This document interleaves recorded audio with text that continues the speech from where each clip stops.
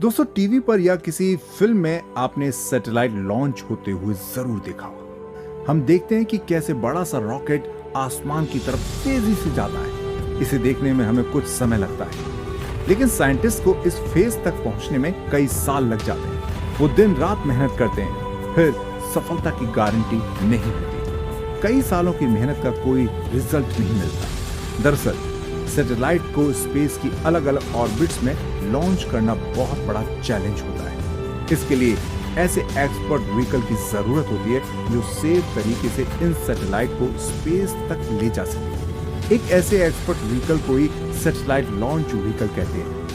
Satellite launch vehicle एक ऐसी तकनीक है जिसकी हेल्प से किसी सैटेलाइट को स्पेस में भेजा जाता है। सैटेलाइट को एक बार लॉन्च कर दिया जाता है तो फिर उसे पृथ्वी पर वापस दोबारा नहीं लाया जा सकता है। इसलिए इन्हें प्रेजेंट और फ्यूचर की जरूरतों को देखते हुए इस तरह से बनाया जाता है कि ये कम से कम 15 से 20 साल या उससे भी ज्यादा समय तक स्पेस में जिस पर्पस से ये भेजे जाते हैं उसे पूरा करते रहें। क्या आप जानते हैं कि सैटेलाइट लॉन्च व्हीकल एक प्रकार का रॉकेट प्रोपेलर होता है, जिसकी हेल्प से आर्टिकल सैटेलाइट्स को स्पेस में स्पेशली पृथ्वी की ऑर्बिट या उससे पार भेजा जाता है। यानी कि किसी भी आर्टिफिशियल सैटेलाइट को स्पेस में भेजने के लिए हमें एक स्पेस क्राफ्ट की जरूरत पड़ती है, जिसकी हेल्प से उस सैटेलाइट को स्पेस में लॉन्च किया जाता है। बस इसी स्पेस क्राफ्ट को सैटेलाइट लॉन्च व्हीकल यानी प्रक्षेपण यान कहा जाता है। सैटेलाइट्स पृथ्वी से बहुत दूर होते हैं, इसलिए हम इन्हें अपनी आंखों से नहीं देख सकते। इसका मतलब है कि इसको देखने के लिए हमें टेलीस्कोप जैसे कई डिवाइस या टेक्नोलॉजी का सहारा लेना पड़ता है। इंडिया में सैटेलाइट लॉन्च व्हीकल की कहानी SLV-3 से शुरू होती है। SLV-3 इंडिया का पहला एक्सपेरिमेंटल सैटेलाइट लॉन्च व्हीकल था। इसे इसरो ने बनाया था। जब 1980 में SLV-3 ने श्रीहरिकोटा से RS-1 यानी रोहिणी सैटेलाइट को ऑर्बिट में स्थापित करने के लिए उड़ान भरी, तो इसकी कामयाबी ने इंडिया को दुनिया का ऐसा छठा देश बना दिया जिसने सैटेलाइट्स को लॉन्च करने में सफलता हासिल कर ली। स्पेस में इंडिया का दबदबा कायम रखने के लिए ये जरूरी था इंडिया के पास भी अपना सैटेलाइट लॉन्च व्हीकल हो। जब इंडिया में SLV-3 की शुरुआत हुई तो डॉक्टर APJ अब्दुल कलाम इस प्रोजेक्ट के डायरेक्टर थे।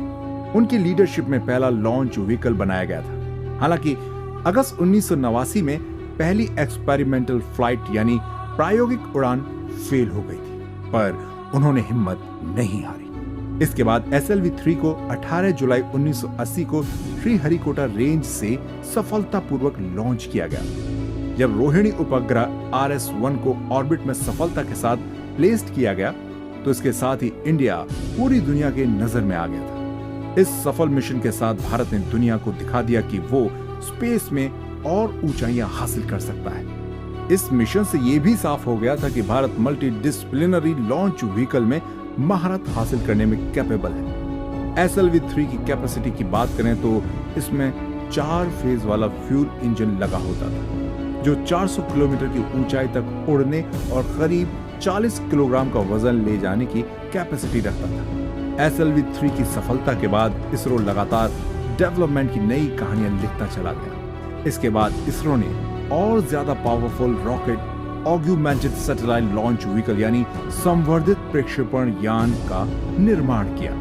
इसमें 5 फेज वाला फ्यूल इंजन का इस्तेमाल किया गया जो 400 किलोमीटर की ऊंचाई तक करीब 150 किलोग्राम भार के सैटेलाइट को ले जाने की कैपेसिटी रखता था। इसका पहला टेस्ट 24 मार्च 1987 को किया गया। इसे दूसरी पीढ़ी का लॉन्च व्हीकल कहा गया। पिछले 6 दशकों से भारत ने स्पेस में कई चैलेंजेस को पूरा किया है। भारत के साइंटिस्ट बेहतर तरीके से स्पेस में भारत को सफलता दे सके उसके ऊपर लगातार काम करते आ रहे हैं। इसलिए स्पेस की दुनिया में भारत का इसरो अमेरिकन नासा के बाद सबसे रेस्पेक्टेड ऑर्गेनाइजेशन माना जाता है। ये हर दिन नए रिकॉर्ड्स बना रहा है। इसरो आज न केवल सैटेलाइट स्पेस में भेजने में कैपेबल है बल्कि अमेरिका जैसे अन्य देशों के सैटेलाइट्स भी भेज रहा है। ये सब संभव हो रहा है इसके द्वारा निर्मित पोलर सैटेलाइट लॉन्च व्हीकल यानी PSLV और जियो सिंक्रोनस